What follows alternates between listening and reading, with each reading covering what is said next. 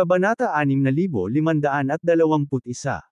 Sa kabilang dulo, sa gitna ng umiikot na kulay abo, itim, at puting mga ilaw, si James ay nagkatawang tao sa Demon Dungeon, kasama sina Jacopo at Zaint sa tabi niya. Nang makitang nanatiling bukas ang daanan mula sa madilim na mundo hanggang sa mundo ng Genesis, kaagad na ginamit ni James ang kanyang supernatural powers para pahusayin ito, na nilagyan ito ng mga kakayahan sa pagtatanggol at nakakasakit. Pagkatapos, ibinaling niya ang kanyang atensyon sa kanyang anak at sinabing, "Masyadong maaga para sa inyong dalawa na magkaroon ng ginintoang katawan. Mag-focus muna tayo sa pagpapalakas ng iyong pisikal na katawan. Kailangan nating maghanda para sa isang malaking labanan." Hindi na hinintay na sumagot sina Jacopo at Zaint, inabot ni James ang kanyang mga kamay. Dalawang magkahiwalay na alon ng Marcy Ice Power ang bumalot sa kanila, mabilis na pinalakas ang kanilang mga kalamnan, buto, panloob na organo, daluyan ng dugo, kaluluwa, at katawan. Ang pagbabagong ito ay nagpahusay sa kanilang mga katawan sa isang estado na kahawig ng kalahati ng isang ginintoang katawan. Sabay-sabay, naranasan ni Jacopo at Zaint ang biglaang pag-akyat ng lakas at paglilinang, pakiramdam na ang kanilang mga kakayahan ay kusang tumaas ng 2 beses. "Salamat, sir." Nagulat, agad na lumuhad sina Jacopo at Zaint sa harap ni James, itinaas ang kanilang mga kamay bilang pasasalamat. Sagot ni James na may mahigpit na ekspresyon, "Enough of thanking me. Magbigay po ako ng supernatural power sa inyong dalawa. Pagmasdan habang ipinapakita ko ito. Matuto hanggat kaya mo, ngunit huwag makialam." Hinawakan niya ng tig-iisang kamay ang ulo ni Jacopo at Zaint, na naglalagay ng kaalaman sa Dawnblaze form sa kanilang mga kaluluwa. Sa dalawang kislap ng itim na liwanag, napabulalas ng gulat sina Zaint at Jacopo, Dawnblade form. Bago pa sila makapagsalita, biglang umakyat sa langit si James at pinakawalan ang Diergard Lock. Sa susunod na sandali, 12-dosenang mga espiritual na katawan ang lumutang mula sa Diergard Lock, mabilis na umiikot sa paligid ni James. Ikinaway ni James ang kanyang kamay, itinulak ang isa sa mga espiritong katawan patungo sa pasukan ng madilim na mundo. Agad itong nag-transform sa isang makulay na liwanag na tulay, na naglalabas ng walang hanggan na kapangyarihan. Sumunod, ang pangalawang katawan ng espiritu ay lumundag, na nag-uugnay sa tulay sa kalangitan sa kawalan at pinalawak ito sa buong Demon Dungeon. "Subukan mong tapakan," udyok ni James. Bago makabangon sina Jacopo at Zaint mula sa pagkabigla, natagpuan nila ang kanilang mga sarili na binalot ng isang malakas na puwersa at lumulutang patungo sa Sky Bridge. Sa paghakbang ni James, ang mahiwagang kapangyarihan ng Diergard Lock ay makikita sa ilalim ng kanyang mga ngipin at bubuo ng isang landas. Si Jacopo at Zaint ay nakasunod sa kanya, lubos na natakot. Marami na silang nasaksihan na powerhouses na may pambihirang supernatural powers, ngunit walang kumpara sa taong nauna sa kanila. Ang walang kahirap-hirap na gumawa ng ganoong kalawak na skybridge gamit lamang ang isang banal na bagay, lahat ng hindi nakakaakit ng atensyon ng anumang powerhouse sa ibaba nila, ay nagpakita ng kanyang hindi maintindihan na antas ng lakas. Habang sumusulong si James ng may kumpiyansa na mga hakbang, ang skybridge, na nilikha ng espiritual na katawan ng Diergard Lock, ay lumawak hanggang sa malampasan nito ang rehiyon ng Genesis sa ilalim ng jurisdiction ng Skynet at pumasok sa teritoryo ng Eustace Sect. Biglang, humigit kumulang 12 nakakatakot na figure ang lumukso sa langit, mabilis na hamarang sa dinadaanan ni James. "How dare you act so matapang sa teritoryo natin? May death wish ka ba?" sabi ng isa sa kanila. Dahan-daang lumingon si James patungo sa matalas at nakakatusok na boses. Nakita ang isang magandang babae sa 9th Tribulation ng Consummation Years 1 Dale rank. Nang makita ang pamilyar na mukha, nagulat si James. Ang nakatayo sa harapan niya ay walang iba kundi ang dating pinuno ng Eustace Sect, si Courtney. Si Courtney ay nagdusa ng masamang pinsala, at isang sumpa ang inilagay sa kanya. Gayunpaman, nakabawi siya at naging mas malakas pa. Saglit na nag-inspection si James at naramdaman niyang nabura na ang sumpang inilagay niya sa kanyang isipan, na nagpapahiwatig na siya o mas malakas na tao ang nag-angat nito. Sa pagmumuni-muni, naalala ni James na ang sumpa na inilagay niya ay nasa ikalimang sukdulan lamang at hindi mahirap basagin. Gayunpaman, ito ay kahanga-hanga na siya ay gumawa ng isang kahanga-hangang pagbabalik, isinasaalang-alang na ang kanyang cultivation base ay ganap na naubos. Sa pagharap sa katahimikan ni Courtney, sumigaw siya ng masama, saang sekta ka galing? How dare you act so unruly in our land? Hindi mo ba alam na ang ating law enforcer, si Hetsema, ang kumokontrol sa rehiyong ito? Histema na naman. Naging maayos naman ang rebelding batang ito. Nagawa niyang umangat sa dating posisyon ni Lila sa Timea sect, naisip ni James. Tinitigan ni James si Courtney at binalaan, get lost. Kung hindi, papatayin ko lahat ng nasa sekta mo. Nang marinig ang sinabi ni James, humagalpak ng tawa si Courtney. Ang mga powerhouse sa Years One Dale Ranks 9th Tribulation Peak ay sumali sa pangungutya. Gaano katapangan? Ang huling taong nagsabi ng gayon sa aming pinuno ay napilitang muling magkatawang tao ng ilang beses. Sa tingin mo ba isa kang mabigat na powerhouse? Kung mayroon kang anumang kahulugan, lisanin kaagad ang lugar. Kung hindi, dito magtatapos ang buhay mo. Bakit mag-aaksaya ng mga salita sa isang basurang tulad niya? Trituhin mo lang siyang parang dark demon at palayasin mo na siya. Dapat maging maingat tayo. Ang kanyang cultivation rank ay hindi matukoy. Nagiging duwag ka lang. Bilang tugon, agad na humakbang sina Jacopo at Zaint. Hinawakan ni James ang kanyang mga kamay sa likod at nakangiting sinabi, iiwan ko sa iyo ang mga basurang ito. Pagkatapos, ibinulong niya kay James, hindi magiging problema ang mga taong nasa tuktok ng Years One Dale Ranks 9th Tribulation. Gayunpaman, si Courtney ay nasa quasi-declon rank at dalubhasa sa curse magic. Napabuntong hininga si Zaint at sumugod sa labanan. Samantala, dahan-daang naglabas si James ng isang garapon ng Chaos Absinthe at humigop, nagmamasid na may katuwaan. Sa sandaling kumilos si Jacopo, ang kanyang mga pag-atake ng espada ay umarangkada, na naabot ang target nito bago pa man makapag-react ang sinuman. Inihagis niya ang Soul Seasoned Sword Art, at ang kanyang sword lights ay puno ng mamamatay tao na layunin, na humihiwa sa hangin ng may nakakatakot na bilis. Mabilis nilang nilampasan ng Courtney at tinusok ang katawan ng isang powerhouse sa 9th Tribulation ng Years One Dale rank. Ang kanyang pag-atake ay mabilis at paputok. Kahit na ang isang pambihirang powerhouse tulad ng Courtney ay hindi makapag-react sa oras. Ang powerhouse na nataman ay sumabog sa epekto. Natigilan ang kanyang mga kasama at nagpatuloy sa pagtatanggol. Sumali si Zaint sa away, na nagsumite rin ng Soul Seasoned Sword Art. Habang umugang ang mga muffled pop, dalawa pang powerhouse ang malubhang nasugatan. Sumakay ang magkapatid sa grupo ng mga powerhouse, ang isa ay pakaliwa at ang isa pa sa kanan. Nakakamangha ang kanilang bilis at galing, na ikinatulala ni Courtney.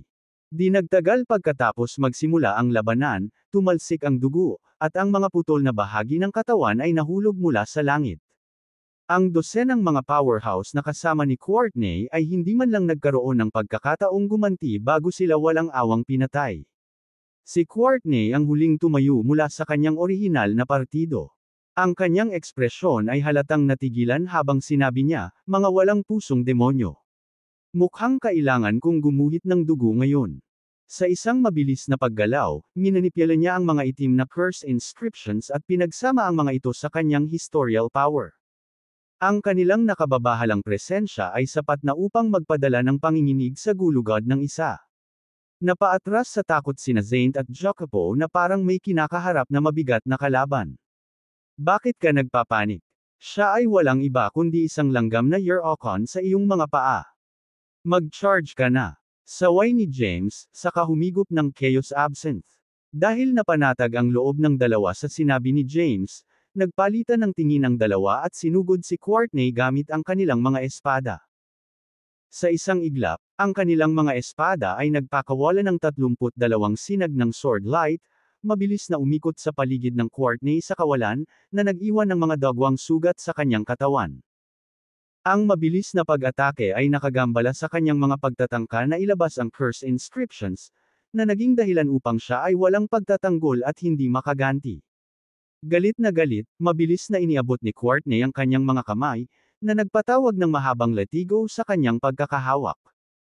Pagkatapos, ang kanyang buong katawan ay nabalot ng nagbabantang itim na curse inscriptions, at ang kanyang aura ay tumitindi sa bawat lumilipas na sandali. Kumaliwa ka, kanan naman ako, utos ni Zayn. Pagkatapos, nagmadali siyang kunin ang kanyang espada at naglunsad ng isa pang pag-atake kay Courtney. Si Jacopo naman ay nag-aapoy sa fighting spirit. Sumugod siya pasulong at sinubukan, lumikha ng mga after images ng kanyang sarili sa kawalan habang sinusubukan niyang makipaglaban kay Courtney. Muling sumiklab ang labanan sa pagitan ng tatlo. Ang magkakaugnay na curse inscriptions at swordlight ay lumikha ng isang magulong eksena, na nagdulot ng kadiliman sa kalangitan at pinupuno ang hangin ng isang mapanirang aura. Gamit ang kanyang cultivation advantage, ginamit ni Courtney ang kanyang mahabang latigo para palayasin ang mga atake ni Zayn at Jacopo. Matapos ang hindi mabilang na round ng bakbakan, hindi pa rin nakakalapit ang magkapatid. Sa kabaligtaran, sinupil at nasugatan sila ng walang humpay na pagsalakay ni Courtney. Kinastigo ni James, mga uto-uto kayong mga bata. Bukod sa Soul Season Sword Art, wala ka bang ibang kakayahan? Lumapit sa kanya. I activate ang Dawnblaze form at Marcy Ice combat form. Sa isang iglap lang, bumaling na ang takbo ng labanan. Nang makuha ang panandaliang kalamangan, muling pinakawala ng magkapatid ang Soul Season Sword Art. 12 ng sword lights ang lumabas at tumusok sa katawan ni Courtney. Sa ungol ng sakit, bumagsak si Courtney sa lupa at napahawak sa kanyang dibdib. Siya ay malubhang nasugatan at hindi na makalaban. Nang masaksihan ang pagkatalo ni Courtney, humagalpak ng tawa si Jacopo sa kabila ng pagbuhos ng dugo. Gayunpaman, bago siya kumilos, pumagitna si James, binalot si Courtney sa isang misteryosong aura ng kulay abo, itim, at puti. Smack! Iniwas ni James ang kanyang kamay kay Courtney, naputol ang kanyang daldal. Ikaw, galit na nagngangalit ang mga ngipin ni Courtney. Kalmadong hiling ni James, bibigyan kita ng pagkakataong mabuhay. Tawagan kaagad ang iyong pinuno. Gusto kong iligtas ang problema sa paghahanap sa kanya. Tiningnan siya ni Courtney ng masama at nagtanong, sigurado ka ba? Sobrang sigurado. Hindi mahalaga kung paano mo siya makontak. Sige na. Nakangiting tumanggo si James. Ngumisi si Courtney, pagkatapos ay itinaas ang kanyang kamay upang durugan ng isang kumikinang na globo. Isang gininto ang liwanag ang sumikat sa langit at sumabog, na nagpakita ng isang napakalaking karakter. Sa nakakapang-alab na tingin sa kanyang mga mata, si Courtney ay kuminang at nagbabala, maghintay ka lang. Kapag nandito na ang ating law enforcer, katapusan mo na. Bahagyang ngumiti si James, pinawi ang sigaw ni Courtney. Pagkatapos, lumingon siya kina Jacopo at Zayn, nagtanong, gaano kalala ang iyong mga sugat? Nagpalitan ng tingin ang magkapatid, lumingon sa kanya, at nakangiting umiling. Nagbabadya pa rin sila sa tagumpay na talunin si Courtney. Kahit na sila ay nasa ilalim ng pag-aalaga ni Clayton at nakaranas ng hindi mabilang na mga labanan, sa patnubay ni James, ito ang unang pagkakataon na matagumpay nilang natalo ang isang powerhouse sa quasi-declan rank. Maya-maya, tumingin si James kay Courtney at nginitian, parang wala pa ang leader mo. Masyado ba siyang takot na harapin kami? Kahit na siya ay isang tamad, siya ay dapat na dumating sa ngayon, sa tingin mo. Kahit kailan ay hindi siya nagkulang sa pagtugon sa aking tawag. Bakit siya? Nagsimulang magpanik si Courtney pagkarinig sa mga sinabi ni James. Hindi siya makapaniwala sa sitwasyon. Ang law enforcer ay palaging nagmamadali upang iligtas siya pagkatapos makita ang signal. James remarked smilingly, time is of my essence. Natatakot ako na kailangan kitang isama sa ngayon. Pagkatapos magsalita, inabot niya, at isang malakas na pang-anim na matinding historical curse magic ang pumasok sa kanyang noo. Isang nakasisilaw na pulang inscription ang kumislap, na nagdulot ng matinding sakit ni Courtney. Bumagsak siya sa lupa at humagulgol. Napatulala sina Jacopo at Zayn sa mga biglaang pangyayari, nagulat sa galing ni Bifren sa curse magic. Samantala, umalis si James sa Courtney nang walang anumang karagdagang pagkakataon. Sa isang mabilis na paggalaw, dinala niya siya sa kanyang spatial storage. Pagkatapos, tumawid siya sa kawalan, pinahaba ang tulay sa ilalim ng kanyang mga paa at unti-unting dumaan sa rehiyon ng Genesis ng Eustace sect. Sino ang nakakaalam kung saan ito patungo? Na may malamig na ngiti, sinabi ng lalaki, ang Sky Bridge ay mula sa madilim na mundo at dapat na patungo sa Forlet Land. Nakabalik ka na sa wakas, Dad. Mukhang malapit na ang paghaharap natin. Pagkatapos magsalita ay pinulupot niya ang braso sa baywang ng dalaga at nawala.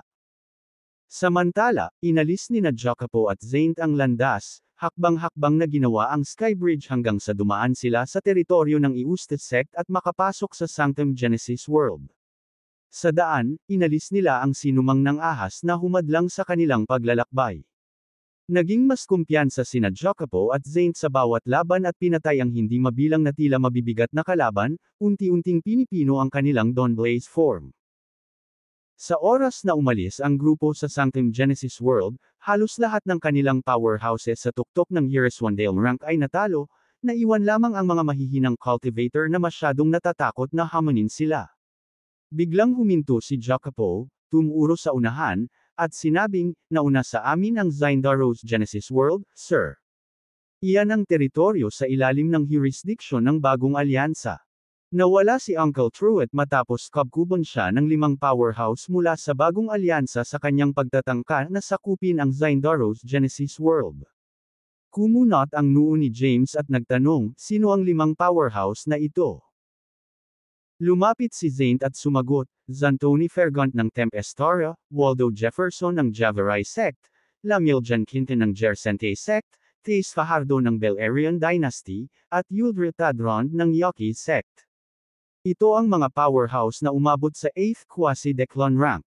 Napabuntong hininga si Jacopo, oo. Bagaman ibinigay ni Theo Truett ang kanyang Genesis at nakatuon sa paglinang kay Tertipur, mayroon pa ring malaking agwat sa pagitan ng kanyang lakas at ng mga nasa loob ng bagong alyansa.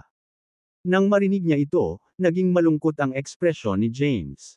Siya ay may dating kaalaman sa mga sektang ito at nakatagpo ng marami sa kanilang mga disipulo sa Zephyria World. Gayunpaman, hindi niya inaasahan na magkakaisa sila sa ilalim ng bagong alyansang ito. Pagkatapos mag-isip ng ilang sandali, nagtanong si James, so, sino sa tingin mo ang mayroon siya ngayon?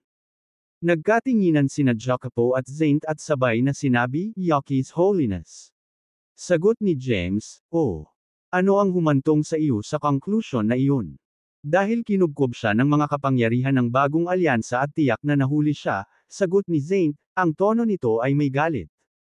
Itinuro ni Jacopo ang kanyang tingin kay James, sinabing, Sir, sa Genesis Worlds, ang Righteous Alliance at ang New Alliance ay magkakasamang nabubuhay ngayon.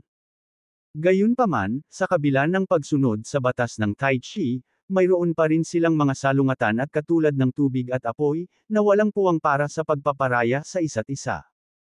Kaya, kung nakuha ng bagong alyansa si Uncle Truett, hinding-hindi nila siya ibibigay sa Righteous Alliance. Ikinulong ni James ang kanyang mga kamay sa kanyang likuran at mahinahong sinabi, kung ganoon, magsimula tayo sa pamamagitan ng pagsasaliksik sa background ng bagong alyansa. Habang nagsasalita siya, bigla niyang itinaas ang kanyang kamay, mabilis na iminuwestra, nagpakawala ng isang mabigat na puwersa na lumundag sa Zindaros Genesis World, na nagdulot ng sunod-sunod na pagsabog. Sa isang iglap, umalangaw-ngaw ang nakakasindak na sigaw sa gitna ng kaguluhan at ang hangin ay lumapot na may mga tilamsik ng dugo at mga nagkahiwa-hiwalay na bahagi ng katawan na nakakalat sa lahat ng direksyon.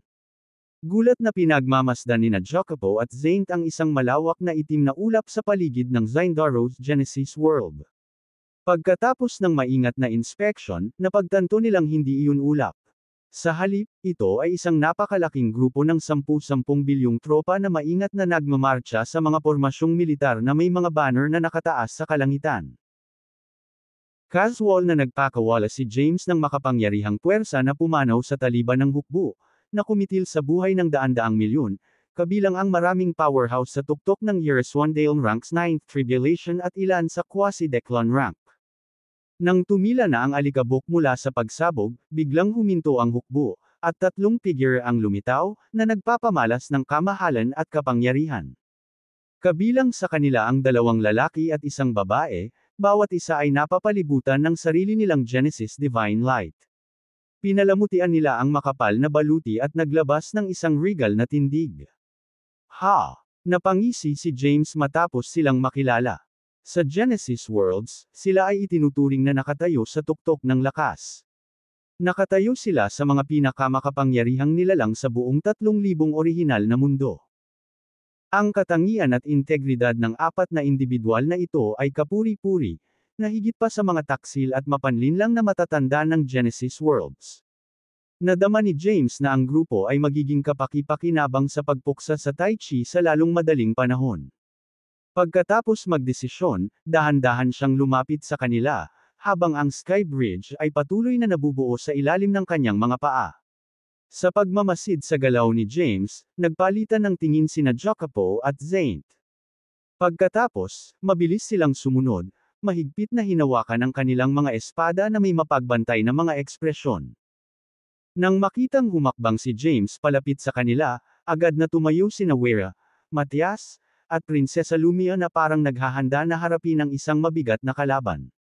Sa sandaling iyon, iniisip nila kung sino ang makapangyarihang individual na lumalapit sa kanila. Sa gitna ng pabago-bagong dynamics ng Genesis Worlds, hindi pa sila nakatagpo ng ganitong kakilakilabot na nilalang na ang antas ng paglilinang ay nanatiling hindi mapag-aalinlanganan kahit sa kanilang matalas na pangunawa. Huwag kang magmadali. Alamin muna natin kung ano ang gusto niya, payo ni Wera sa kanyang mga kasama na may kasamang telepatikong mensahe. Nagpalitan ng tingin sina Prinsesa Lumia at Matias, parehong tumatango bilang pagsang-ayon. Samantala, si James din ay lihim na nagbilin kina Zaint at Jacopo, bantayan ang Sky Bridge. Hindi ako sisilaki maliban kung gagawin nila. Matapos ipadala ang mensahe, ikinaway ni James ang kanyang kamay at nagpakawala ng lumalakas na alon ng Marcy Ice Power na bumalot kina Wera, Matias, at Princess Lumia. Agad na naglaho ang tatlo nang wala man lang pagkakataong makaganti. Di nagtagal pagkatapos noon, natakot ang hukbo sa Zindaro's Genesis World nang bigla nilang natagpuan ang kanilang sarili na walang pinuno. Samantala, matatag na tumayo sina Jacopo at Zaint, pinangangalagaan ang Sky Bridge. Walang magawa ang kanilang mga tingin sa napakalaking hukbo na nagulo na. Sa kabilang dulo, sina Wera, Matias, at Prinsesa Lumia ay dinala sa tuktok ng isang bundok. Nang mabawi nila ang kanilang katinuan, sila ay hinampas ng pagkamangha. Gayunpaman, sa pagtitig kay James, na tahimik na nakatayo sa gilid ng bangin na nakatalikod sa kanila, agad na muling lumitaw ang kanilang pagkabahala. Ang tatlo ay pambihirang pag-iral sa Zindaro's Genesis World ngunit walang magawa sa harap ng misteryosong kalaban.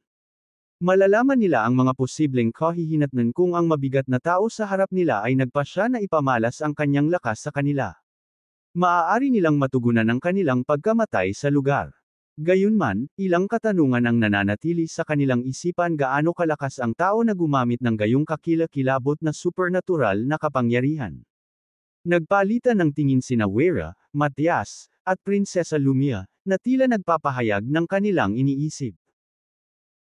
Pagkatapos ng ilang sandali ng pagmumuni-muni, humakbang si Prinsesa Lumia at pinagsalikop ang kanyang mga kamay, magalang na nagtatanong, maaari ko bang tanungin ang iyong pagkakakilanlan at ang layunin sa likod ng pagpapatawag sa amin dito, sir?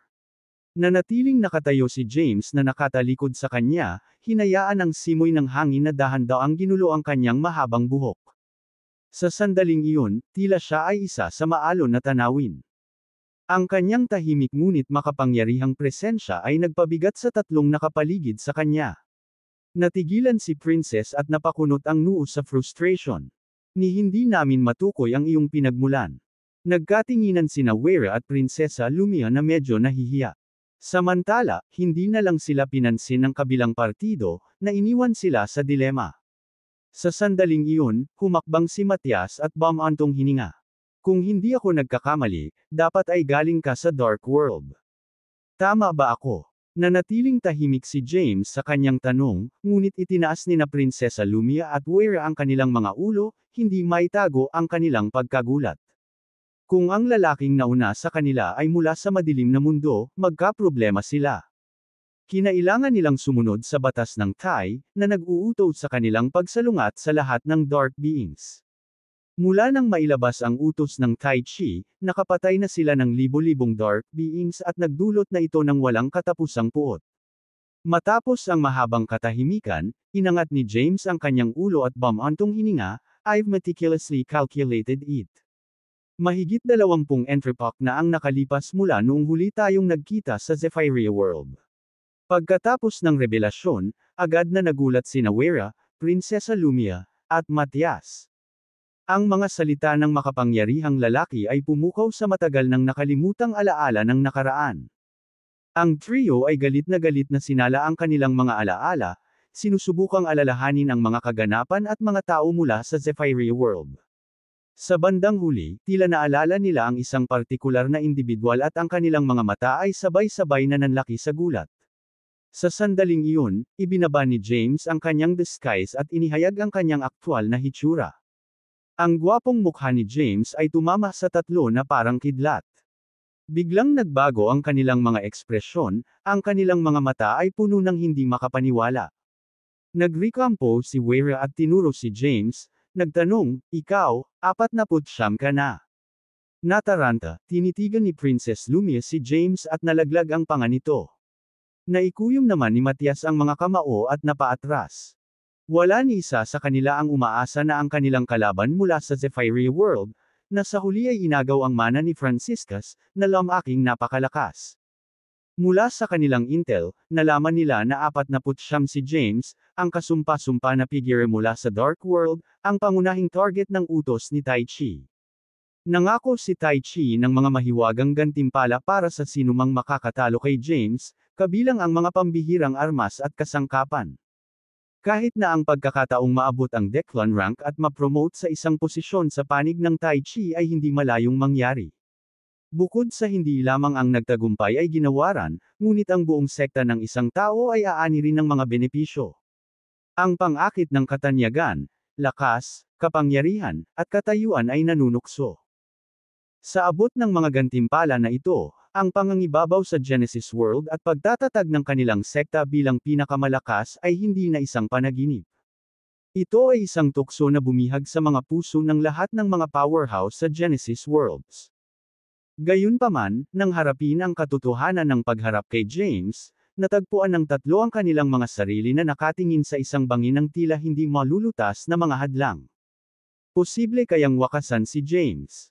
Sa pamamagitan lamang ng kaway ng kamay, nag-teleport siya sa ganap na magkaibang lokasyon at hindi man lang sila nagkaroon ng pagkakataong lumaban. Ang tatlo ay nagpapalitan ng kinakabahang sulyap ng walang sabi-sabi, marahil ay telepatikong pinag-uusapan ang kanilang susunod na galaw. Ikinulong ni James ang kanyang mga kamay sa kanyang likuran, itinaas ang kanyang ulo, at nagpakawala ng isang malakas na tawa, "Ang utos ng Tai Chi ay wala sa akin." Kumunot ang noo niya, saka sinabing, "Parang nangangati kayong tatlo na makipag-away para mahabol ang dati nating pinagsamahan. Kung gayon, ikalulugod kong obligado. Sabay lapit sa akin." Nagpalitan ng tingin ang tatlo, pagkatapos ay nagpakawala ng kanilang malalakas na aura at naglunsad ng sabay-sabay na pag-atake kay James mula sa iba't ibang direksyon. Nanindigan si James na hindi nabigla sa kanilang mga pagsisikap. Mahinahon niyang ipinatawag ang Judgment Side at Adjudication Sword, pagkatapos ay ipinadala ang kanyang Marcy Ice Power. Nagsagupaan ang kanilang mga puwersa, na minarkahan ang simula ng isang matinding labanan. Ang tatlong powerhouse sa quasi-Declan rank, ay lumaban sa kanilang matinding chrome at historial power, na pinakawalan ang lahat ng kanilang supernatural powers. Samantala, si James ay nakikipaglaban lamang para sa libangan at upang masukat ang lakas ng kanyang mga dating kakilala. Kaya naman, nagkunwaring kapantay niya sila, pinipigilan ang halos lahat ng kanyang lakas. Ang Marcy Ice Power at Genesis ay nagkasagupaan sa kawalan, na nagdulot ng isang mapangwasak na resulta. Hindi mabilang na mga bundok ang gumuho, nahati ang lupain at nayanig ang kalangitan. Makalangit na pagkawasak. Bumangon si Matias sa himpapawid, iniunat ang kanyang mga kamay upang ipatawag ang 10,000 higanteng mga espada, pinaharurot ang mga ito patungo kay James sa mabilis na bilis. Sa isang nakakabinging dagandong, si James ay nilamon ng dagat ng mga espada. Kaagad pagkatapos, pinunit ni Prinsesa Lumia ang kanyang latigo, nagpakawala ng tatlong parang multo na anino patungo sa mga higanteng espada. Kasabay nito, ang espada ni Weira ay humampos pasulong, na nagpakawala ng isang barrage ng Golden Sword Energy na direktang nakatutok kay James. Tatlong makapangyarihan at nakakatakot na supernatural powers ang nagtagpo sa kinalalagyan ni James, na bumalot sa kanya ng buo. Ang sumunod na pagsabog ay bumalot sa paligid sa nakakabinging katahimikan. Nang mawala ang liwanag na naglalaho sa kawalan, nakita si James na duguan at gulong-gulo, na bumagsak sa isang tuhod sa pagkatalo. Inalalayan niya ang kanyang katawan gamit ang isang kamay para maiwasan ang pagbagsak sa lupa. Si James ay nabugbog at nasugatan. Matapos tumalsik ang isa pang subo ng dugo, itinaas niya ang kanyang ulo. Kayong tatlo ay talagang nag-impake ng suntok. Hanga ako na nag-improve ka ng husto. Si Princess Lumia, Matias, at Weira ay mabilis na nilapitan si James mula sa tatlong magkakaibang direksyon. Ang kanilang mga sandata ay agad na nakatutok sa kanya na parabang isang galaw lang ay maaaring magpahiwatig ng kanyang pagkamatay. Demonyo, parang yelo ang tinig ni Prinsesa Lumia, gusto ka ng utos ni Tai Chi na patayin ka. Kung gusto mong suklian ang kabaitan ng puot, tapusin mo na ako ngayon at hanapin ang iyong mga gantimpala mula sa Tai Chi. Naalala nila ang mahalagang sandali sa Zephyria World nang pumagitan si James upang patayin si Igneous, na nagligtas sa kanila mula sa tiyak na kapahamakan. Kung wala ang kanyang pagkilos ng katapangan, hindi nila makakamit ang kanilang kasalukuyang tagumpay, paglilinang, o katayuan. Utang nila kay James ang kanilang buhay sa pamamagitan ng sukat na iyon. Gayunpaman, sila ay nakatali sa batas ng Tai Chi. Bagamat maaari nilang baliwalain ang kanilang sariling buhay. 1/3. Na nakabitin sa balanse, ang kapalaran ng angkan ng kanilang sekta at hindi mabilang na buhay ay nakasalalay sa kanilang pagsunod sa Tai Chi. Ang mga kahihinatnan ng pagsuwi sa Tai Chi ay hindi maarok. Pagkatapos ng matagal na katahimikan, huminga ng malalim si Matias at sinabing, "Umalis ka, 49. Magpanggap na hindi nag-cross ang ating landas ngayon. Bumalik sa madilim na mundo at huwag nang bumalik." Nagtaas ng kilay si James at nagtanong, "Pinapaalis mo ako?" Ibinuka ni Matias ang kanyang mga labi, ngunit napahawak sa kanyang lalamunan ang kanyang mga salita. Tinitigan ni Weira si Matias at nagmamadaling sinabi, "Are you out of your mind?" Ang utos ni Tai Chi ay nag-uutos na ang kabiguan na alisin siya kapag nakita natin siya ay magdadala ng kapahamakan sa ating buong sekta. Dahan-daang ipinikit ni Matias ang kanyang mga mata, na nagsasabing, kung gayon, babayaran ba natin ang kanyang pagliligtas na biyaya ng may puot? Hindi ko talaga kayang gawin ang ganoong bagay. Saglit na natahimik si Weira bago ito biglang nagalit. "Bakit tayo malas?" Sabi ni Princess Lumia, "Kami ang namamahala sa panunood ng Zindaro's Genesis World. As long as we keep our silence, walang makakaalam, di ba?" Sinama ng tingin ni Weira si Prinsesa Lumia at Bamulong, "Naiinis ka. Hindi mabilang na mga mata ang nakasaksi sa pag-teleport sa amin.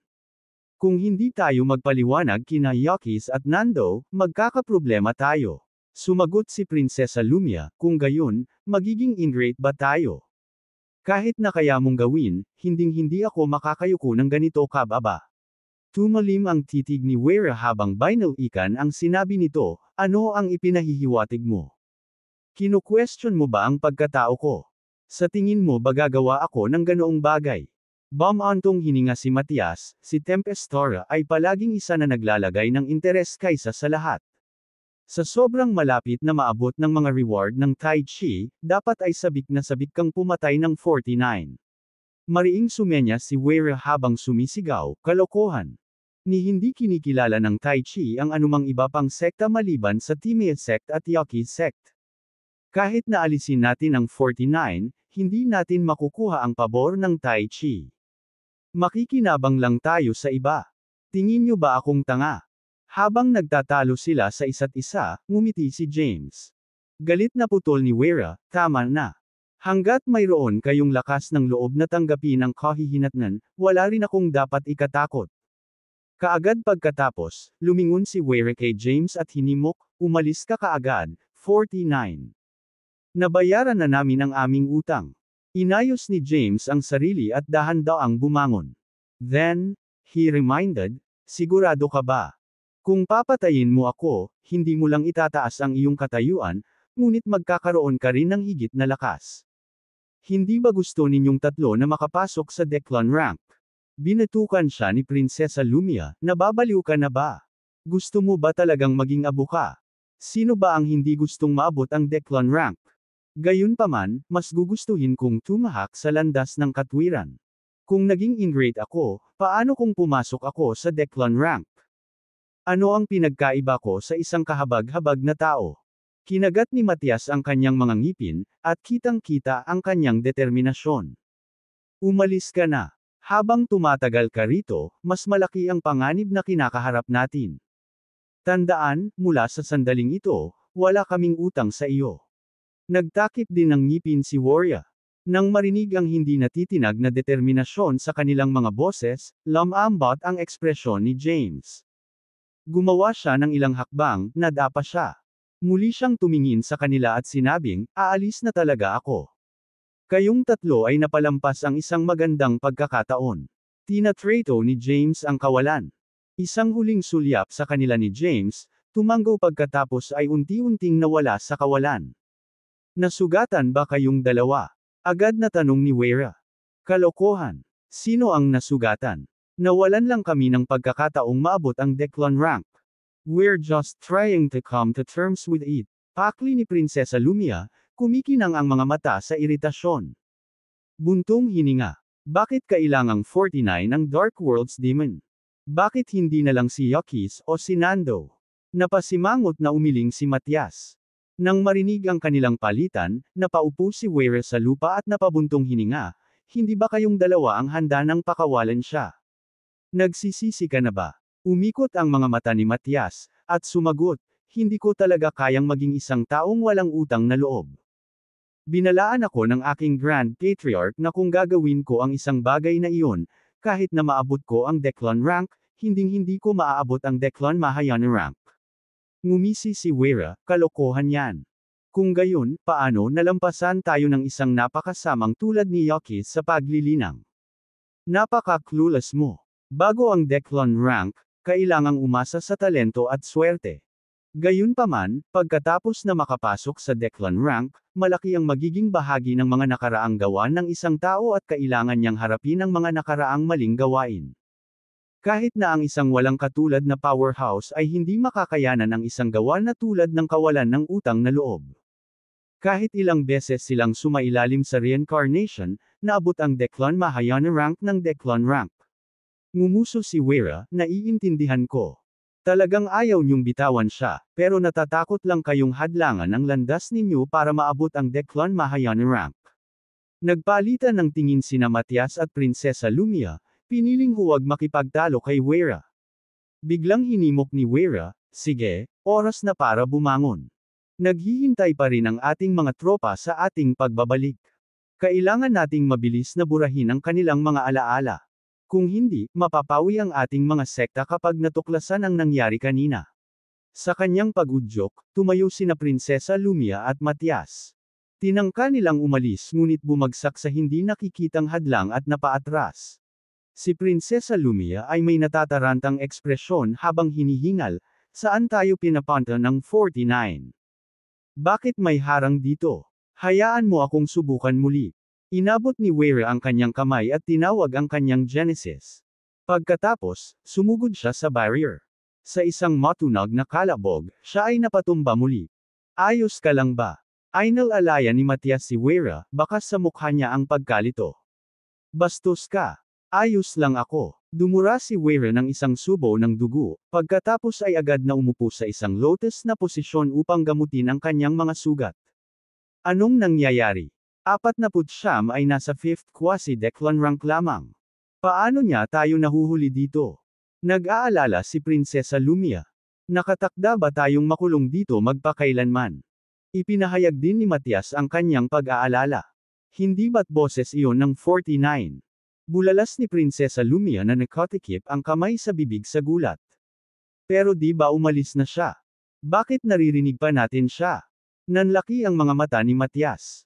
Sa kawalan ng unahan, si James na di umano ay umalis na may malubhang pinsala, ay bumalik sa kanyang ultimate golden form. Napapaligiran siya ng mga mahiwagang kapangyarihan sa kulay ng kulay abo, itim at puti, na nagbibigay liwanag sa lugar. Hindi mabilang na mga ulap na kulay abo ang lumipad sa paligid, na sinasabayan ng nagtatagal na huni ng mga kampana, mga kidlat, mga kulog, naglalagablab na apoy, at umaalulong na hangin, na naglalabas ng isang kahanga-hanga at napakatinding aura. Biglang naramdaman ni na Prinsesa Lumia, Matias, at Weira ang napakalakas na pressure na dumapo sa kanila, na agad na nabasag ang kanilang Genesis Divine Light. Habang gulat na gulat pa ay napaluhod sila sa lakas at tuluyang hindi makalaban. Sa sandaling iyon, alam nila kung ano ang tunay na takot at kawalan ng pag-asa sa harap ng isang mabigat na kalaban. Anumang mga pag-iisip ng pakikipaglaban o kahit na pagsira sa sarili ay nabasag sa kanyang presensya. Ang kanilang Genesis at historial powers ay mabilis na naselyuhan, na iniwan silang walang magawa at nakulong sa loob ng espasyo. Sa loob ng ilang segundo, namumula ang kanilang mga pisngi sa ilalim ng mapang epong presyon, ang kanilang mga katawan ay nalilikot sa matinding paghihirap. Nang sila ay nasa bingit ng kamatayan, ang napakalaking puwersa ay biglang naglaho at ang espasyo ay bumalik sa katahimikan. Ang tatlo ay nakaramdam ng lubos na pagkatuyo, at sunod-sunod na bumagsak sa lupa, hinihingal ang hangin habang tumutulo ang pawis sa kanilang mga mukha. Nakakatakot ang laki ng chrome na iyon, ungol ni Weira, puno ng kawalan ng pag-asa ang kanyang ekspresyon. Nagsalita si Prinsesa Lumia, nanginginig sa takot ang boses, at the very least, nasa Zyklon rank siya, di ba? Ito ay nakakaawa, walang katotohanan, nakakainis, at nakakalungkot. You're really unpredictable, 49, natatalo na ungol ni Matias habang nakayuko. Sa sandaling iyon, bumungad sa tatlo ang malupit na katotohanan. Naniniwala sila na ang kanilang pinagsama-samang pagsisikap ay nagtagumpay kay James, ang kakilakilabot na demonyo. Nadama nila na ito ay isang mahusay na tagumpay sa kanilang paglalakbay sa paglilinang. Ang pagpapalam kay James ay isang kilos lamang upang maiwasan ang mga epekto at kapahamakan ng kawalan ng pasasalamat. Gayunpaman, naging maliwanag na hindi nila natalo si James. Sa halip, niloko niya ang mga ito ng isang mukha ng kahinaan at niloko sila, para lamang ipakita ang kanyang tunay na kapangyarihan kapag nababagay ito sa kanya. Sinira ng paghahayag na ito ang kanilang pagtitiwala at nagdulot ng matinding dagok sa kanilang espiritu. Lumingon ang tatlo, nataranta nang makitang nakatayo na sa likuran nila si James. Napakunot ang noo ni James nang makita ang maingat nilang ekspresyon. Ikanawit niya ang kanyang mga kamay sa kanyang likuran at sinabing, magkakilala na kami at magkatabi pa nga kami noon. Pagkatapos, biglang tumayo si Weira at sinabing, kahit na, hindi mo dapat kami pinaglaruan. Tumikim si Prinsesa Lumia, ipinahayag ang kanyang galit, exactly. Sinusubukan niya kami upang makita kung mananatili kaming tapat sa aming mga moral kahit na sa harap ng malaking tagumpay.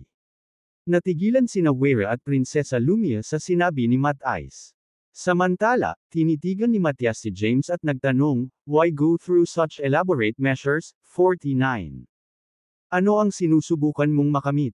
Sina Weira at Prinsesa Lumia ay tumingin kay James ng maingat. Pagpupuri ni James, tulad ng inaasahan mula sa Young Master ng Jersente sect, mayroon kang kahanga-hangang pananaw. Dahil dati na tayong magkaibigan, ititigil ko na ang pagkukunwari at hahabulin ako. Habang nasa likod ang kanyang mga kamay, dahan-daang lumapit si James, at sinabing, hindi ko sinasadyang hamakin o ipagmalaki ang kapangyarihan ko sa harap mo. Sa halip, naghahanap lang ako ng magkakatulad na mga kasama na magsanib puwersa at baguhin ang ating magulong mundo. Sina Weira, Prinsesa Lumia, at Matias ay nanlaki ang mga mata sa hindi makapaniwala. Nagtataka sila kung sinadya ni James na suwiin ang batas ng Tai Chi hanggang sa mapait na wakas. Nakangiting sabi ni James, at syempre, nakapasa kayong tatlo sa pagsusulit ko. Naniniwala akong kayong tatlo ang kakampi na hinahanap ko. Madaling manipulahin ka ng gamit ang curse magic na ginawa kang mga puppet ko. Gayunpaman, pinigilan kong gawin iyon dahil kayong tatlo ang mga sumisikat na bituin ng Genesis Worlds. Sa iyong karunungan, talento, at ambisyon, hindi ka dapat magpasakop, at hindi rin dapat maging mga sangla lamang sa pukanan ng iba. Habang ang mga salita ni James ay lumubog sa mga ekspresyon ng trio ay sumailalim sa mga matinding pagbabago at sila ay napabuntong hininga. Pagkatapos ng ilang sandali ng katahimikan, same time na nagtanong si Prinsesa Lumia, naiintindihan mo ba ang mga kahihinatnan ng iyong mga aksyon? Mga kahihinatnan. Napangiti ng mahina si James, at sumagot, never consider them, o do I need ta? Ang kasalukuyang katayuan ko ay higit pa sa iyo. Tahimik na nagpalitan ng tingin ang tatlo. Naunawaan nila na sa kasalukuyang kapangyarihan ni James, madali niyang madamin na ang Genesis Worlds at talunin ang lahat ng iba't ibang powerhouse, kabilang sina Zacherry, Gladwin, Hetsema, ang nangungunang sekta sa mundo, at maging ang Grand Patriarch ng Yuki sect na si Izard. Gayunpaman, ang kanyang ambisyon ay higit pa sa pangangibabaw ng Genesis Worlds. Hinangad niyang baligtarin ang batas ng Tai Chi at hamanin ang awtoridad nito. Sa asensya, isa lang ang kalaban niya Tai Chi. Gayunpaman, si Tai Chi ang master ng Genesis Worlds, na iginagalang bilang isang Diyos ng lahat ng nabubuhay na nilalang. Sa isang kaharian kung saan naghahari ang Tai Chi, tila hindi maarak ang paniwala ng pagbabagsak sa naturang awtoridad.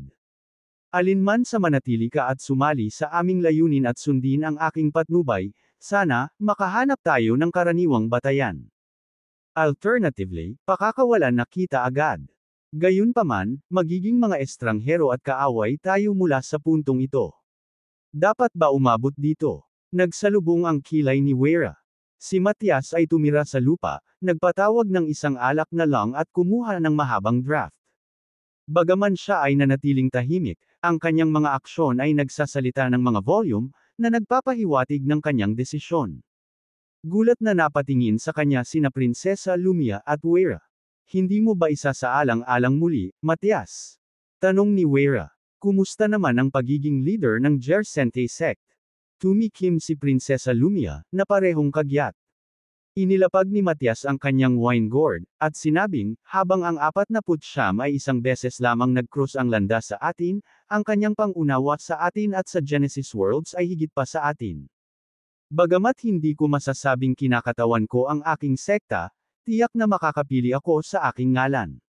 Sa kanyang deklarasyon, lumingon siya kay James at sinabing, tama ka. Hindi ko alam ang tungkol sa iba, ngunit tumanggi akong gugulin ang aking buhay bilang isang utusan o maging isang sangla para sa mga ambisyon ng iba. Nagpalitan ng hindi mapakali na tingin sina Prinsesa Lumia at Wera. Nang walang tunay na pag-unawa sa lakas ni James, ang pagpili ay madaling gawin. Ngunit pagkatapos nilang matanto ang kanyang hindi may kakaila na lakas, malinaw na ang kanilang mga sekta ay hindi kayang hamarang sa isang powerhouse sa Zeklan rank. Nahuli sa pagitan ng pagpili na pumanig kay Tai Chi, pinuno ng Genesis Worlds, at James, isang pambihirang powerhouse na umakyat sa Zeklan rank, natagpuan nila ang kanilang sarili na nagbabalanse sa gilid ng kutsilyo. Kung pipiliin nila ang maling panig, maaari itong magdulot ng kapahamakan. Nang maramdaman ang kanilang pag-aalinlangan, ikinaway ni James ang kanyang kamay at isang pinto ang lumitaw.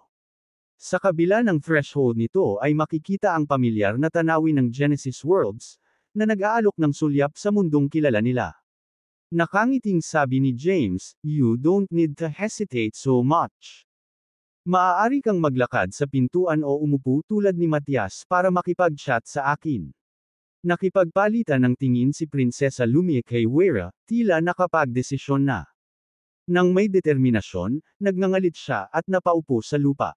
Sa pagmamasid sa pinili ni Prinsesa Lumia, nanlaki ang mga mata ni Wera sa gulat. Anong ibig sabihin yung dalawa dito? Hindi ba tayo nagkasundo na manatili sa iisang bangka? Bakit niyo ako iniiwan?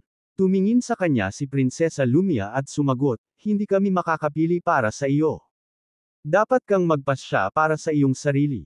Kung tutuusin, ang buhay mo ang nasa linya. Nag-alinlangan si Wera, pagkatapos ay bumaling kay James at nagtanong, ang lugar na ito ay hindi sa ilalim ng pagbabantay ng Tai Chi, tama ba? Tumawa si James at sumagot, ito ay aking personal na espasyo, at hindi nasa ilalim ng jurisdiction ng Tai Chi.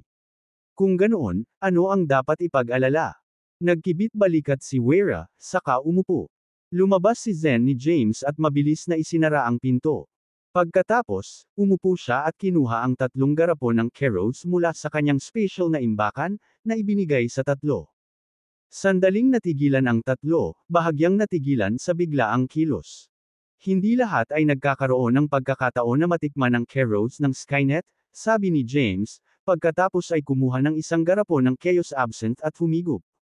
Matapos makitang uminom si James ay hindi na nag-aksaya ng oras ang 3. Binuksan nila ang kanilang mga garapon at kumuha ng masaganang swigs.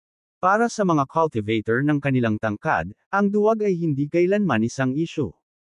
Gayunpaman, kahit na sila ay nakatagpo ng kal-iwan sa lakas ng loob na epekto ng alak. Pagkatapos ng lahat, naghahanda silang harapin ang pinuno ng Genesis Worlds. Tumingin si Matias kay James at sinabing, "So, tell us." Sa deft precision, nag-inject siya ng mga fragment ng impormasyon sa soul energy balls bago ibalik ang mga ito. Bagamat hindi ito ang buong plano, naglaan ito ng mga partikular na gawain sa kanila. Kami ay tiwala sa pagpapadala sa kanila patungo sa Sky Bridge. Kumunot ang noo ni Matias at sinabing, ang pinakamahalagang tanong ay, talagang makakagawa ba ang Sky Bridge na ito ng mabigat na hadlang sa pagitan natin at ng iba pang puwersa sa Genesis Worlds? Nag-alok si James ng nakakapanatag ng ngiti, tumango, at sinabing, ginawa ko ito gamit ang Disregard Lock. Ano sa tingin mo? Kitang-kita ang pagtataka ng 3. Sumingit si Weira, na nagtatanong, hindi ba ang Disregard Lock ay matatagpuan sa holy site ng Telhervo, na nagsisilbing hadlang laban sa Skynet at ipinakulong sina Yegor at Herodias? Paano mo nakuha? Tumingin si James sa kanya na may nakakatakot na ngiti, walang sinabi bilang tugon. Kamusta ka naman? 49 na talaga ang powerful ngayon. Sinaway ni Prinsesa Lumia si Weira, isang mahinang katok sa kanyang ulo. Si Matias ang pumalit sa usapan, at nagtanong, kahit na siya ay nasa Zeklan rank, hindi naman niya siguro makukuha ang Disregard Lock ng Tai Chi, di ba? Nakatitig kay James, pinindot ni Matias, maaari mo bang ibunyag sa amin ang iyong kasalukuyang lakas? Fearsome sa 5th Zeklan rank, mahinahong sabi ni James. Natigilan ang 3 sa kanyang sagot, hindi pamilyar sa ranggo. Gayunpaman, ang isang bagay na alam nilang sigurado ay dapat itong mas mataas kaysa sa paunang Zeklan rank. Kaya mo bang manalo sa 4 na simbolo? Humingi ng karagdagang paglilinaw si Weira. Hindi sumagot si James. Sa halip, nagpatawag siya ng energy ball sa harap nila. Sa loob nito, makikita nila ang Yang Gobernador, ang Yin at Yang Tai Chi, na natatakan sa loob ng Ying World. Nanginginig ang mga mata ni Matias matapos makita ang energy ball. Bigla siyang tumayo at sumigaw, yan ang gobernador ng Yang. Si Weira at Prinsesa Lumia ay nanlaki rin ang mga mata, na nagpapakita ng mga nalilitong ekspresyon. Bakit si Yang Governor lang ang pinapansin mo? Hindi ka ba curious kung sino ang babaeng ito? James quip. Sabay-sabay na tanong ng 3, sino siya? Isa siya sa mga clone ng Tai Chi, ang Yin at Yang Tai Chi. She's currently sealed within the Ying world and is beyond Tai Chi's reach, James revealed, enunciating each word kusa. Ang kanyang mga salita ay parang kulog, na ikinagulat ng 3. Partikular na madrama ang reaksyon ni Weira. Napaatras siya at halos bumagsak sa lupa. Ang gobernador ng Yang, at isang clone ng Tai Chi. Sila ay pambihirang pag-iral, ngunit sila ay nabuklod sa Ying world. Habang ang pagkabigla sa mga isiniwalat ni James, ang mga pag-aalinlangan ay nananatili sa isipan ng 3. Talagang nagtataglay ba si James ng lakas para hamanin ang Tai Chi? Tumingin si James sa kanila at sinabing, nakalatag na ako ng plano. Ang iyong mga desisyon ay nakasalalay sa iyong paniniwala. Time is of the essence, patuloy ni James, bumangon na may ngiti. Ang aking Sky Bridge ay aabot sa Zindaro's Genesis World at aabot sa Forlet Land. May oras ka pa para mag-isip. Kapag gumagana na ang Sky Bridge, ito ang magiging hangganan sa pagitan ng ating Solstice Alliance at ng Genesis Worlds. Sa oras na iyon, kahit ang Tai Chi ay hindi na makapanghihimasok sa ating teritoryo. Napatingin ang tatlo kay James, bakas sa mukha nila ang pag-aalinlangan. Sa sandaling iyon, nagtanong si Matias, gaano karaming oras ang mayroon tayo? Tumingin sa kanya si James at sumagot, an epoch at most. Kung paano tipunin ang iyong mga puwersa ay nasa inyong tatlo. Ito lang ang pagkakataon mo. Matigas na tumango si Matias, pagkatapos ay bumaling sa kanyang mga kasama at sinabing, we can't waste any time. Matapos sumama sina Matias, Wera, at Prinsesa Lumie sa panig ni James, naghiwa-hiwalay ang 10 bilyong nilalang na humaharang sa landas ng Sky Bridge. Agad namang natarante sina Jacopo at Zane matapos silang mapagmasdan na tumungo sa direksyon ng Skynet. Lumingon si Zane kay James at galit na nagtanong, ano ang sinabi mo sa kanila, sir? Bakit sila patungo sa Skynet? Si Jacopo naman ay nag-aalangan na magsalita. Mahina hong ngumiti si James at sinabing, tumuon muna tayo sa paggawa ng tulay sa ngayon. Pagkatapos magsalita, tinapik ni James ang walang laman at isa pang espiritual na katawan ng Diergaard Lock ang nagkatawang tao, pagkatapos ay bumuo ng isa pang pivotal point ng tulay sa gilid ng Zindaros Genesis World. Pagkatapos, nagpatuloy si James sa pag-navigate sa himpapawid. Sa una, sinadya ni James na gamitin ang Diergaard Lock upang hatiin ang mga rehiyon sa ilalim ng kapangyarihan ng Tai Chi upang makakuha ng isang estratehikong kalamangan. Gayunpaman, kahit na ang tulay ay ginawa sa isang tuwid na linya, ito ay hindi sapat upang maabot ang Forlet Land. Naroon pa rin ang layo ng kunund Genesis World mula sa pag-abot sa destinasyon nito. Pag-hover sa hangganan sa pagitan ng Zindaros Genesis World at ng kunund Genesis World, kumunot ang noo ni James sa pagmumuni-muni. Ano ang dapat nating gawin upang punan ang puwang na ito?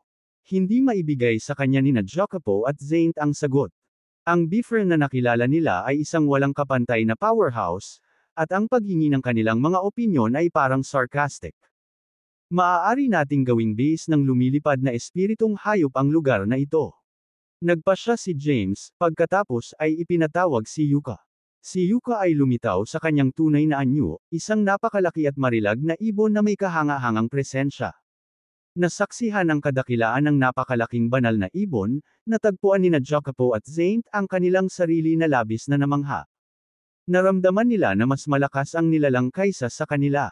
Matapos umikot si Yuka sa langit, nag-transform siya sa kanyang anyong tao at tumabi kay James.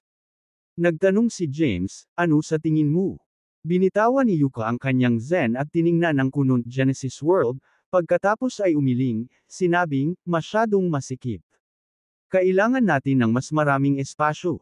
Tinuro ni James ang Sky Bridge sa likod niya at sinabing, the bridge will act as a boundary. Sa panig namin, magkakaroon kami ng Skynet at ang Forlet Land.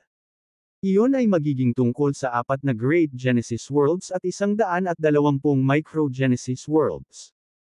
Hindi pa ba yun sapat na espasyo para sa iyong uri? Natigilan, nagtanong si Yuka, maaari ba talagang magsilbing hadlang ang tulay para sa mga nasasakupan ng Tai Chi? Ngumiti ng mahina si James bilang tugon. Huminga ng malalim si Yuka, at nagtanong, paano ang Spirit Beast Clan? Babalik ba sila sa ilalim ng aking kapangyarihan? Kalmadong sagot ni James, may kanya-kanya silang plano. Ito ay isang utos. Natahimik si Yuka. Sa susunod na sandali, ikinaway ni James ang kanyang kamay at tinawag ang Hunlarn Sword ni Yuka. Nasaksihan ang pambihirang pagpapakita ng kapangyarihang ito na umalangaw-ngaw sa buong mundo, lubos na namangha sina Jacopo at Zane. Sa kabila ng hindi mabilang na mga karanasan, natagpuan nila ang kanilang sarili na nabigla sa sobrang laki ng kanilang nasaksihan. Lumingon si Yuka kay James at nagtanong, sisimulan ko na ba ngayon? Pagtibay ni James sabay tango. Nagbabala si Yuka, magdudulot ito ng napakalaking kaguluhan, at mapapansin ng iba't ibang sekta ng Tai Chi World ang palabas, na posibleng malagay sa panganib ang iyong plano. With an ominous grin, James remarked, the more attention we draw, the better. Mainam na alertuhan ang lahat ng makapangyarihang tao sa Genesis Worlds.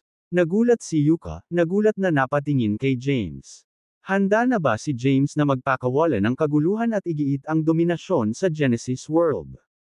Kung gayon, mangangahulugan ito ng malawakang pagkawasak at pagpatay, na posibleng ilantad ang pagkakakilanlan ni James. Ituloy mo, utos muli ni James. Dahan-daang tumango si Yuka, pagkatapos ay nag-transform sa kanyang anyo ng ibon, na naglalabas ng makikinang na pagsabog ng liwanag sa kawalan. Ang mga sinag ng liwanag ay nakasisilaw at makapangyarihan, mabilis na kumakalat sa bawat direksyon, na bumabalot sa kabuuan ng Genesis World sa nagniningning nitong ningning. Ilang sandali pa, tila isang pinag-isang direktiba ang inilabas sa lumilipad na espiritong hayop sa iba't ibang rehiyon ng Genesis Worlds. Habang ang mga sinag ng liwanag ay tumagos sa kanilang mga hadlang, tumugon sila ng maramihan, nagtitipon patungo sa mga makinang na ilaw. Kabilang sa mga ito, hindi lamang ang hindi mabilang na lumilipad na mga espiritong hayop sa tuktok ng Yereswandale Ranks 9th Tribulation ay nakinig sa panawagan, ngunit maging ang iba't ibang mga ninuno ng lumilipad na mga espiritong hayop, na nanatiling hindi kilala, ay nagpahayag ng kanilang kahanga-hangang presensya. Ang Genesis Worlds ay nabalisa. Ang mga lumilipad na espiritong hayop sa loob ng iba't ibang lungsod, planeta, kalawakan, eroplano, universo, at ang pinakapuso ng lahat ng mga sekta at kakilakilabot na puwersa ay umakyat sa kalangitan. Ang kanilang kolektibong kapangyarihan ay natakpan ang kalangitan at tinakpan ang araw, ang kanilang napakaraming bilang ay nagkumpol-kumpol, na nagpapasindak sa lahat ng mga naninirahan sa Genesis Worlds. Sa loob ng pangunahing bulwagan ng Timaeus sect ay tumaas ang tensyon habang sina Zachary at Gladwin ay nakipagtalo sa isang maliit na bagay, ang kanilang mga mukha ay namumula sa galit. Sa magkabilang panig, ang kani-kanilang mga tagasunod ay pare-parehong mapusok, nakatayong handang ipagtanggol ang kanilang mga pinuno at mabilis na mag-akusa sa isa't isa, ang kanilang paghaharap sa bingit ng magiging pisikal. Sa gitna ng kaguluhang ito, isang messenger na nakasuot ng asul na balabal ang pumasok sa bulwagan, mabilis na bumagsak sa isang tuhod. Ang mensahero ay agarang nagulat, lider ng sekta, dakilang tagapagtanggol. Isang kakaibang kababalaghan ang nangyayari sa kalangitan sa labas. Maraming lumilipad na espiritong hayop ang biglang lumabas mula sa kanilang mga teritoryo at aalis na patungo sa Zindaro's Genesis World. Agad namang natigilan sina Zachary at Gladwin, nabaling ang atensyon sa messenger. Nag-uulat. Ang isa pang mensahero ay pumasok sa silid, humihingal sa pagmamadali. Sect Master, dakilang tagapagtanggol. Ang ating demon suppressing tower ay biglang nawasak sa sarili, na nagpakawala ng isang pulutong ng masasamang espiritong lumilipad na hayop sa mundo. Nag-uulat. Isang nakakasilaw na liwanag ang bomb-alot sa demon-taming domain, na nag-udyok sa biglaang pag-alis ng maraming lumilipad na espiritong hayop. Nag-uulat. Maraming lumilipad na espiritong hayop ang nakalaya mula sa Zirconia Genesis World, at lumulutang ng hindi napigilan sa kalangitan.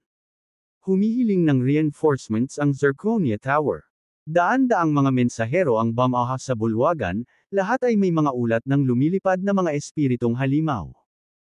Ang bawat sunod-sunod na balita ay nagsilbi lamang upang palalimin ang pagkalito ni Zachary at Gladwin, na nagtanim sa loob nila ng isang biglaan at malalim na pakiramdam ng krisis. Ang nagbabantang-banta ng sakuna para sa buong matuwid na alyansa ay sumabit ng mabigat sa hangin, na naiwan sa mga naruroon na natulala sa katahimikan. Ako ang pinuno ng Righteous Alliance, galit na sagot ni Zachary. Wala ba akong karapatan na utusan ka? Sagot ni Gladwin, ikaw na lang ang acting leader sa ngayon. Huwag masyadong magpahalaga sa iyong awtoridad. Pagkatapos magsalita, mabilis siyang umalis sa bulwagan, na sinamahan ng isang cadre ng mga tapat na taga-suporta, upang tugunan ang tumitinding krisis. Inilabas ni James ang kanyang zen sa buong paligid. Pagkaraan ng ilang sandali, umiling siya at sinabing, ang mga langgam na ito ay hindi karapat-dapat sa aking oras. Sa pamamagitan ng isang pagwagayway ng kanyang kamay, tinawag niya ang Peacock Queen, Keina, na lumabas mula sa kanyang ginintoang anyo at mabilis na nagbago sa isang napakagandang pabo reel na may siyam na buntot sa loob ng kawalan. 2/3. Agad na kumaluskos ang hangin kasama ang damang-dama at nakakatakot na Marcy Ice Power, na pinupuno ang espasyo ng aura ng kamahalan at pangamba.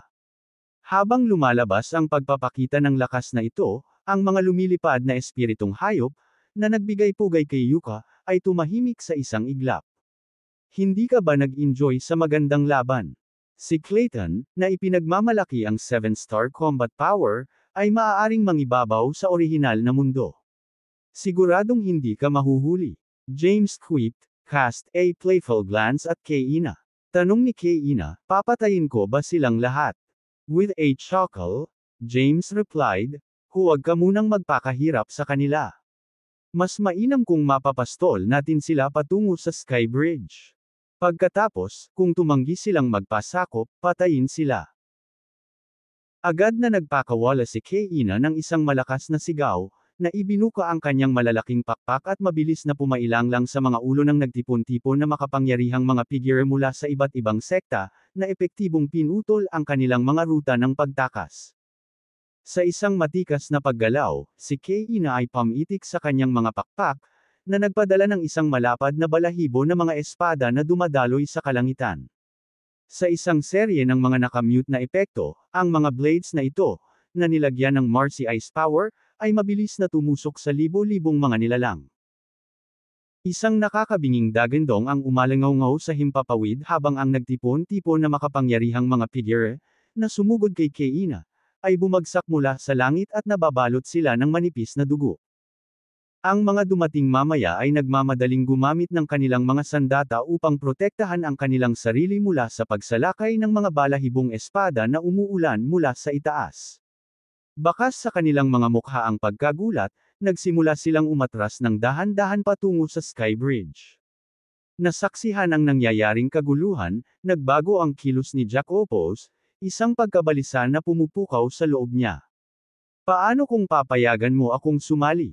Tumaas ang kilay ni James at sinabing, nakikinabang ka ba rito? Sagot ni Jacopo, talaga. Sinabi ng aking Panginoon na hindi sapat ang ating kapasidad para sa pagdanak ng dugo, kaya hindi natin may palabas ang buong potensyal ng Soul Season Sword Art. Dapat tayong lumahok sa higit pang mga laban at kumitil ng mas maraming buhay upang mapabuti ang ating lakas. Natigilan si James, halos madapa sa hindi makapaniwala. Sinisikap ba ni Clayton na hubugin ang aking mga anak na maging cold-blooded killer na naghahatid ng kasiyahan mula sa pagpatay bilang isang paraan sa empowerment? Ilang inosenteng buhay ang may aalay sa kanilang mga kamay. Sa kabutihang palad, magagamit ko ang Terrace Astride Step para malutas ang kanilang karma. Kung hindi, nanginginig akong isipin kung paano makakamit ng aking mga anak ang mas malalaking tagumpay. Tumingin siya kay Zaint at nagtanong, gusto mo rin bang sumali? Ibinaba ni Zaint ang kanyang ulo at sumagot, I'm a gentle lady. Tumawa si James, sige. Pagkatapos, kailangan mo lang pumatay kung lumaban sila habang nasa Sky Bridge. Nagpalitan ng excited sina Jacopo at Zaint bago magalang na pinagdikit ang kanilang mga kamay kay James. Pagkatapos, mabilis silang lumipad sa magkabilang direksyon. Tiyak, hindi mo iniisip na akitin ang lahat ng puwersa ng Genesis Worlds ngayon, tama ba? Hindi makapaniwalang tumingin si Yuka kay James, para siyang demonyo. Pinanood ni James ang maraming powerhouses mula sa iba't ibang sekta na pinipilit na pumasok sa Sky Bridge na may malabong ngiti. Hindi talaga pwede yun. Mayroong hindi mabilang na mga sekta sa Genesis Worlds. Mahirap akitin silang lahat ng sabay-sabay, sabi ni Yuka. Sumabad si James, na nagsabing, hindi iyon ang layunin ko. Gayunpaman, gusto ko ng mas marami hanggat maaari kong makuha. Kung tutuusin, kailangan natin ng ilang taong makakasama natin sa pagsasanay. Humugot ng malalim na hininga si Yuka habang pinagmamasdan ng napakaraming nilalang na nagkukumpulan patungo sa Sky Bridge, ang kanyang puso ay kumikislap sa sobrang pagkabigla. Ang mga walang kamalay-malay na nilalang na ito, na katulad ng mga langgam na naakit sa pang-akit, ay malamang na naakit ng panuuri ng kanyang mga nagpapatawag na lumilipad na mga espiritong hayop, sa paniniwalang may naghihintay sa kanila ng malaking kapalaran o pagkakataon. Hindi nila alam, nahulog sila sa bitag na inilatag ng supling ito ng pinili. Naganap ang mga bagay ayon sa plano ni James. Sa walang tigil na pagpapatalsik nina Kaina, Jacopo, at Zayn, daan-daang milyon mula sa Genesis World ang napilitang tumawid sa Sky Bridge. Kabilang sa dagat ng mga nilalang na ito, kahit na ang pinakamahina ay nasa gitnang baitang ng Yereswandale Ranks 8th Tribulation, hindi mabilang na mabibigat na individual ang nakatayo sa gitna nila, kabilang ang marami sa rurok ng Yereswandale Ranks 9th Tribulation, at mahigit 20 ang nasa quasi-declan rango. Nang makitang malapit na ang oras, ngumiti si James at sumigaw, "Jacopo, Zayn, Kaina. Bumalik ka. Hayaan mong buksan ko ang iyong mga mata." Matapos patayin ang ilang libong nilalang na sinusubukang tumakas, umatras ang tatlo mula sa Sky Bridge. Kaagad pagkatapos, iniunat ni James ang kanyang mga kamay at ang nakakatakot na kulay abo at itim na kapangyarihan ay lumundag patungo sa Sky Bridge. Ang puwersa ay tumagos, tinusok ang mga nagtatangkang tumakas o lumaban, na agad na pinawi ang kanilang mga kaluluwa. Ang makapangyarihan, mahiwagang kapangyarihang ito, na katulad ng kawayan sa lakas nito, ay sumunod sa landas ng tulay patungo sa langit, mabilis na tinatahak ang Zindaros Genesis World, Sanctum Genesis World, Eustacex Genesis Region, Skynet's Genesis Region at pagdating sa pasukan ng Dark World. Sa huli ay bumubuo ng isang hadlang. Sa pamamagitan nito, aktibong hinati ng Sky Bridge ang Genesis World sa kalahati. Sa sandaling ito, ang lahat ng mga nilalang at makapangyarihang mga individual na pinilit papunta sa Sky Bridge ay namangha nang malaman na ang walang laman ay hindi na binubuo ng Tai Chi gas. Sa halip, ang makapal na layer ng kulay abo na ulap, na sinamahan ng quasar lightning ay nabalot sa malawak na lupain. Ibinahagi ng kanilang pagkamangha sina Matias, Prinsesa Lumia, at Wera, na maagang nagtungo sa Skynet. Bukod pa rito, nagrally sila ng magkakatulad na kaalyado at puwersa sa pamamagitan ng mga personal na koneksyon. Panahon na para magbago. Kumunot ang noo ni Prinsesa Lumia, habang nag-iisip, mukhang malabong nakawalan na tayo sa kontrol niya. Kahit 49 ay nasa 5th Zeklan rank, maaari ba niyang hatiin ang napakalawak na espasyo sa Tai Chi World? Lumingon si Prinsesa Lumia kay Matias, at nagtanong, kahit na kaya niyang paghiwalayin ang espasyo, hahayaan lang ba ni Tai Chi na mangyari ito? Itinuon din ni Wera ang kanyang tingin kay Matias, na nagtatanong, huwag kang manahimik. Ikaw ang pinakamatalino dito. Sabihin sa amin ang iyong pananaw. Mahinahong sinabi ni Matias, wala akong mas alam tungkol sa 49 kaysa sa iyo. Gayunpaman, sa karunungan at lakas na ipinakita niya, ipinapalagay ko na naghanda siya ng backup na plano. Kung sakaling mangyari ang inaalala mo, malamang na iniwan na niya tayo ng paraan. Kumunot ang noo ni Wera at nagtanong, a way out. Sa madaling salita, hindi siya sigurado sa planong ito. Sinuntok ni Prinsesa Lumia si Wera at sinabing, it's a sugal, Wera. Walang garantisadong resulta. Dapat ay alam mo na yun bago ka pumili. Pagkaraang pag-alitan si Wera, muling bumaling si Prinsesa Lumia kay Matias at nagtanong, so sinasabi mo ba na kung may mangyari, 49 na ang nagplano na umatras tayo sa 30 Grand Formation ng Skynet? Tumango si Matias at idinagdag, pwede rin tayong magpanggap na napipilitan tayong tulungan siya. Kahit matalo si James, walang gagawin sa atin ang Tai Chi. Sa puntong ito, muling lumitaw ang isang emosyon sa kanyang mukha, ito ang pagkakaiba sa pagitan ng 49 at Yakiz, Zachary, Gladwin, at ang iba pang matatandang lalaki. Bagamat lahat sila ay sinusubukang gamitin tayo, 49 ay hindi bababa sa tuwid at bukas tungkol dito. Matapos makinig sa pagsusuri ni Matias, nagkatinginan sina Wera at Prinsesa Lumia. Unti-unting nawala ang tensyon sa kanilang mga mukha. Napabuntong hininga si Matias, ang tanging alalahanin ko ay para sa ating mga matatanda. Hindi ko alam kung kamusta sila. Bagamat nararamdaman kong papalapit sila, ang kanilang kapalaran, nag-aalalang tanong ni Wera, ibig mong sabihin ay hindi ko na makikita ang aking mga magulang. Ngumisi si Prinsesa Lumia, ilang taon ka na? Bata ka pa ba o ano? Sabi ni Wera, ang ibig kong sabihin ay hindi ko masisira ang pundasyon ni Tempestore dahil sa pinili ko. Napabuntong hininga si Prinsesa Lumia, matagal nang nawasak ang mga pundasyon ng ating sekta.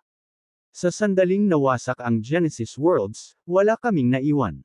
Natahimik si Weira. Sana 49 ay magpakita ng awa. Pagkatapos magsalita, nawala si Matias sa kawalan. Nagkatinginan sina Weira at Prinsesa Lumia, at saka nagmamadaling sumunod sa kanya. Si Yuka, na nasa Sky Bridge, ay biglang nagtanong, kaya sa Sky Bridge bilang hangganan, ang isang panig ay ang Genesis Worlds ay kontrolado ng Tai Chi, at ang kabilang panig ay nasa ilalim ng iyong paghahari. Pinag-cruise ni James ang mga kamay sa likod, hindi sinasagot ang tanong niya.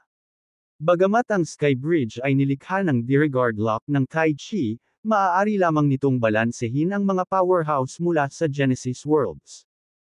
Upang ganap na makatakas sa kontrol ng Tai Chi, dapat silang lumikha ng isang malakas na porma sayon tulad ng 30 Grand Formation at ang isa sa Fourlet Land. Gayunpaman, sa kasalukuyan, hindi alintana kung mayroong sapat na mga materyales para maglagay ng ganoong sobrang porma sayon, ang sobrang lakas na kailangan para mabuo ito ay higit pa sa kapasidad ng isang nilalang na katulad niya, na nasa 5th Zyklon rank lamang. Pagkatapos umalis ni James sa Ying's Void, pinag-isipan niyang gamitin ang kanyang Marcy Ice Power o Curse Magic para supilan ang Genesis Worlds at kontrolin sila para makapasok sa Fourlet Land at Skynet, na iniwan ng Tai Chi na walang sinuman sa ilalim ng kanyang command. Gayunpaman, ang Fourlet Land at ang kontroladong lugar ng Skynet ay may limitadong mapagkukunan ng paglilinang. Imposibleng tumanggap ng ganoon karaming buhay na nilalang. Dahil ang mga sekta na ito ay hindi maaaring ihiwalay sa kontrol ni Tai Chi, kahit na gumamit siya ng curse magic o pumatay sa kanila, kalaunan ay palalayain at bubuhayin sila ni Tai Chi. Sa huli, ang lahat ng ito ay walang halaga, ang pag-uulit ng mga pagkakamali ni Franciscus, isang hakbang na tutulong kay Tai Chi sa paggamit ng kapangyarihan ng lahat ng mga kaharian upang hayagang apihin siya at ang kanyang mga kalyadong puwersa, na nag-iiwan sa kanila ng maliit na pagkakataong manalo. Sa makatuwid, sinusubukan niyang lumikha ng isang malaking kaguluhan habang palihim na gumagawa ng iba pang mga plano. Pangunahin, ang pagtatayo ng Sky Bridge ay naglalayong guluhin ang kaayusan ng Genesis World. Sa makatuwid, ang pagpapaliit sa dalawang pangunahing puwersa sa ilalim ng kontrol ng Tai Chi. Higit pa rito, maaari niyang palawakin ang espasyo para sa Solstice Alliance at dagdagan ang lakas nito ng malaki. Sa sandaling iyon, matagumpay na naikonekta ng Sky Bridge at malawak na hadlang ang Ying's Void, Skynet, at Fourlet Land. Ang pamamaraang ito ay karaniwang paraan na ginagamit ng iba't ibang sekta sa Genesis Worlds upang sakupin ang teritoryo. Hindi rin ito nilabag ang Law of Paths Law ng Tai Chi. Kahit na hinala ito ni Tai Chi, hindi siya mangangahas na kumilos ng walang ingat dahil hindi ito lumalabag sa batas ng mga landas. Pagkatapos ng maingat na pagsasaalang-alang, ang unang yugto ng plano ni James na pahinain ang batas ng Tai Chi ay nagsimula na sa wakas. Ang mga kasalukuyang resulta ay tila nangangako at tila may ilang hindi inaasahang positibong resulta. Sa sandaling iyon, tatlong sinag ng liwanag ang lumitaw sa kawalan at nahayag sa tatlong figure. Tumingin si James sa mga ekspresyon ni Princess Lumia, Weira, at Matias, nakangiting sinabi ni James, kung may kailangan kang hilingin, maghanap tayo ng angkop na lugar para pag-usapan ito. Sa sinabi nito, itinaas ni James ang kanyang kamay at sumenyas. Hindi mabilang na itim na inscription at mga paghihigpit ang bumalot sa palasyo. Si Prinsesa Lumia, Matias, at Weira ay namangha sa nakita. Pagkatapos, nagmamadali siyang pumunta sa palasyo. Pagdating sa loob ng palasyo, mahinahong itinuro ni James, sige. Casual na sinulyapan ni James ang mga bola ng enerhiya, at pagkatapos ay biglang kumislap ang tatlong sinag ng liwanag sa bulwagan.